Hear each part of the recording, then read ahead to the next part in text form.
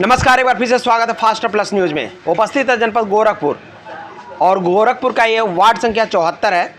और आप देख सकते हैं कि बगल में मस्जिद है, नूरी मस्जिद, जो बहुत ही सुविख्यात है।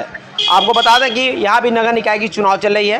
प्रत्याशी अपने एजेंडे और मुद्दे के साथ चुनावी भ्रमण कर रहे हैं। और नूरी मस्जिद के जस्ट सामने ही अमन चाय की दुकान है, जो बहुत ही प्रसिद्ध है, दूर दूर तक जाती है और यहाँ लोग चाय पीने के लिए आते हैं। समोसे, पकौड़े और तरह तरह की रंग बिरंगी मिठाइयाँ और चाय की खुशबू यहाँ की बहुत ही बेहतर है।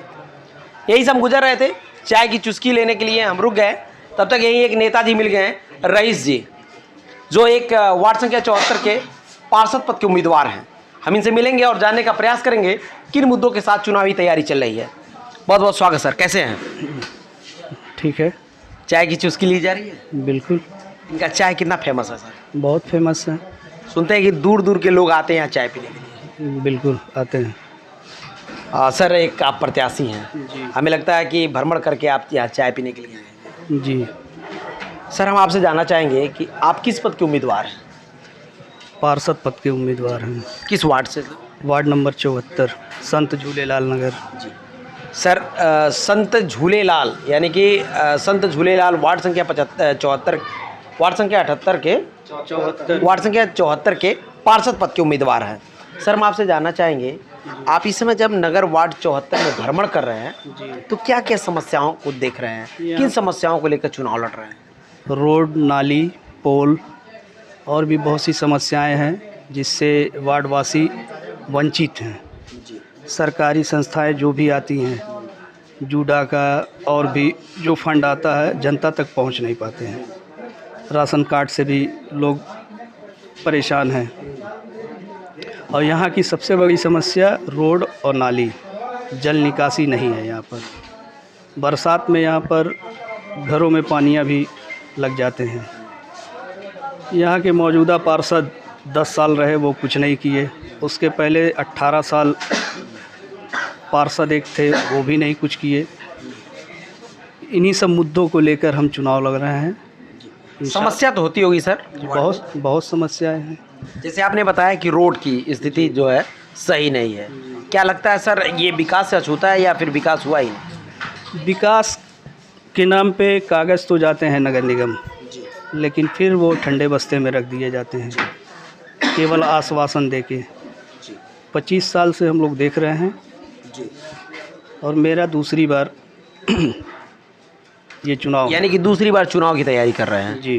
कितने साल से सर राजनीतिक दौर में? 20 साल से। 20 साल का राजनीतिक कैरियर है और 2 बार आपने चुनाव लड़ा। जी। सर, राजनीति करते हैं फिर कोई व्यवसाय वगैरह भी? व्यवसाय भी मेरा है, रेडीमेड गारमेंट्स है, फुटवियर भी है। यानी कि कह लिया जाए जूते चप्पल और रेडीमेड के आप व्यवसायी हैं। जी। दुकान अच्छी खासी चलती होगी? जी बिल्कुल। सर, एक सवाल आता है कि जब आप व्यवसाय कर रहे हैं और सबके लिए आय का स्रोत मोस्ट रखता है, ज़रूरी रखता है, आपका आय का स्रोत है, आप एक व्यवसायी हैं, राजनीतिक क्षेत्र में क्यों जा रहे हैं सर? मैं यहाँ का मूल निवासी हूँ। मैं जब इस रास्ते से निकलता हूँ तो उसी कीचड़ पानी से ही मुझको निकलना पड़ता है। इन्हीं सब समस्याओं को देखते हुए और चुनाव में लग रहा हूँ। तो सर, व्यवसाय के साथ राजनीति कर रहे हैं, तो अगर चुनाव जीत जाते हैं तो समय दे पाएंगे सर? राजनीति में बहुत समय देना पड़ता है। क्यों नहीं दिया जाएगा? व्यवसाय तो चौपट हो जाएगा सर। बहुत से ऐसे नेता हैं, सांसद, विधायक हैं, देखिए अच्छे खासे व्यापारी हैं, वो चुनाव नहीं लड़ते हैं। यानी कि व्यवसाय के साथ चुनाव की राजनीति किया जा सकता है। जब तक पैसा नहीं रहेगा तो आदमी चुनाव कैसे लड़ेगा? यानी कि कहीं ना कहीं पैसा मोस्ट है चुनाव लड़ने के लिए। जी बिल्कुल। सर, ये हम बात करेंगे, समय दे पाएंगे ना चुनाव जीतने? बिल्कुल, हम यहाँ के मूल निवासी हैं। इन्हीं लोग के सामने हम लोग पले बड़े और इन लोगों के लिए सेवा करेंगे ढंग से। क्या क्या विकास की वादा कर रहे हैं जनता से? विकास का वादा रोड और नाली, और जीतने के बाद सबसे पहले फ्री एम्बुलेंस सेवा 20 किलोमीटर रेंज तक। हमारे वार्डवासी कहीं भी बीमार होंगे उनको पहुंचाने का 20 किलोमीटर तक का फ्री सेवा निःशुल्क। बहुत खर्च आएंगे सर एम्बुलेंस को? हमें लगता है कि वार्ड बहुत बड़ा है, रोज़ जाना पड़ेगा गाड़ी को। होगा, व्यवस्थाएँ होंगी। कोई चार्ज तो नहीं लगेगा बाद में? नहीं, निःशुल्क। निःशुल्क रहेगा एकदम। और क्या चुनावी वादे हैं सर? रोड और नाली जो सरकार से जो फंड आएंगे उसको अपने ये चुनावी वादे हैं या चुनाव जीतने के बाद भी दिखाई देंगे धरातल दिखाई देंगे। पे दिखाई देंगे? अगर सर युवाओं का कितना सहयोग मिला है आपको? अब तो चुनाव के बाद ही पता चलेगा। कितना पैसा खर्च करने वाले हैं चुनाव में सर? अब ये तो कोई लिमिट नहीं है, अनलिमिटेड है क्या? इसमें कोई लिमिट ही नहीं है। ये नगर निगम चुनाव है, व्यक्तिगत अपने बात और व्यवहार संबंध पे ही आदमी चुनाव लग रहा है।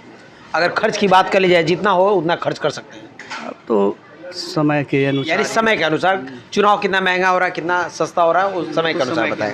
सर एक सवाल इस समय आप भ्रमण कर रहे हैं जी चूँकि आप दूसरी बार चुनाव लड़ रहे हैं, जी। तो लोग किस नज़रिए से आपको देख रहे हैं? अब तो चुनाव, जनता आपको किस नज़रिए से देख रही है? क्या अगली बार आपने चुनाव लड़ा था और फिर इस समय चुनाव लड़ रहे हैं, तो जनता आपको किस नज़रिए से देख रही है? तो जनता से आप एक बार रूबरू यानी जनता का सहयोग मिल रहा है। मिल रहा है और आप एक बार जनता से भी राय ले सकते हैं। एक समस्या देखा गया है सर आपके वार्ड में, जब भी बारिश होती है जल जमाव की स्थितियां बनी रहती है, जनता बहुत परेशान है। इस क्षेत्र में क्या कहना चाहेंगे? इससे तो हम लोग यहाँ वंचित हैं नहीं, क्योंकि हम लोग यहाँ के मूल निवासी हैं और ये छोटी मोटी समस्या नहीं, बहुत बड़ी समस्या है।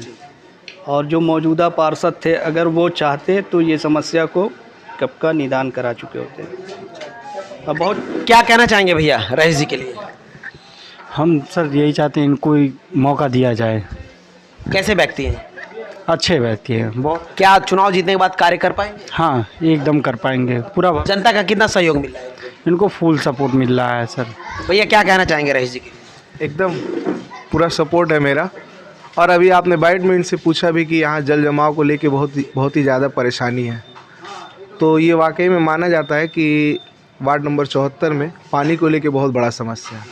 जैसे कि आप देख सकते हैं कि एक साल में बच्चों का छुट्टी होता है 4 महीना, पर हमारे वार्ड को लेते हुए देखा जाए तो साल में 2 बार छुट्टी होता है। एक बरसात में जो बच्चे स्कूल नहीं जा पाते, ठेवने तक पानी भर जाता है, तो 3 महीना तो उनका फिक्स है छुट्टी। क्या इस समस्याओं को निजात दिला पाएंगे? एकदम पूरा भरोसा है। क्या कहना चाहेंगे भैया रईस? देखिए रईस जी एक संघर्षशील और जुझारू प्रत्याशी हैं। ये एक बार चुनाव लड़े और हार भी गए, लेकिन इनका जो है प्रेम संघर्ष आम पब्लिक के लिए कम नहीं हुआ। तब से अभी तक ये संघर्ष करते चले आए। कहीं चुनाव जीतने के बाद गायब तो नहीं हो जाएंगे? नहीं, ऐसा नहीं है। ऐसा होता है चुनाव जीतने के बाद नेता जो लुप्त हो जाते हैं। देखिए एक ये जो है नेता सिर्फ इस नाते बने हैं कि ये यहाँ के मूल निवासी हैं, यहाँ की समस्याओं से भली भांति अवगत हैं। ठीक है, जो विकास करेंगे। जी हाँ, विकास करेंगे ये। चलिए नेताजी क्या अपील करना चाहेंगे जनता से? जनता एक बार हमको भी मौका दे और इंशाल्लाह उनको हर जो वादे हमने किए हैं उसे समय से पहले पूरा करने का कार्य करेंगे। विकास करेंगे ना सर? बिल्कुल एकदम। सब नेता चुनाव के पहले यही कहते हैं, लेकिन चुनाव जीतने के बाद लुप्त हो जाते हैं। मैं यहाँ का मूल निवासी हूँ, पहली बार भी बोल रहा हूँ, अभी भी बोल रहा हूँ, और इंशाल्लाह जीतने के बाद सबसे पहला काम एम्बुलेंस सेवा और उसके बाद रोड और नाली पोल। धन्यवाद सर। तो ये रहे रईस जी जिनके वादे और जिनके मुद्दों को आपने सुना, और मैं आपको अपने चैनल के माध्यम से आप सभी को आश्वस्त कर देना चाहूँगा कि नेताजी ने जो वादे किए हैं, अगर चुनाव जीतने के बाद इन वादों पे खरे नहीं उतरते हैं तो फास्टर प्लस न्यूज़ नेताजी से सवाल पूछेगा और आपके हक और अधिकार की बात करेगा। तो देखते रहे फास्टर प्लस न्यूज़, और नेताजी तैयार है जवाब के लिए। जी, चुनाव जीतने के बाद अगर कार्य नहीं करते तो हमारा फास्टर प्लस न्यूज़ आपसे सवाल पूछेगा। बिल्कुल पूछने के लिए हम तैयार हैं। तो देखते रहें, नेताजी के लिए ज़रूर कमेंट करें। धन्यवाद।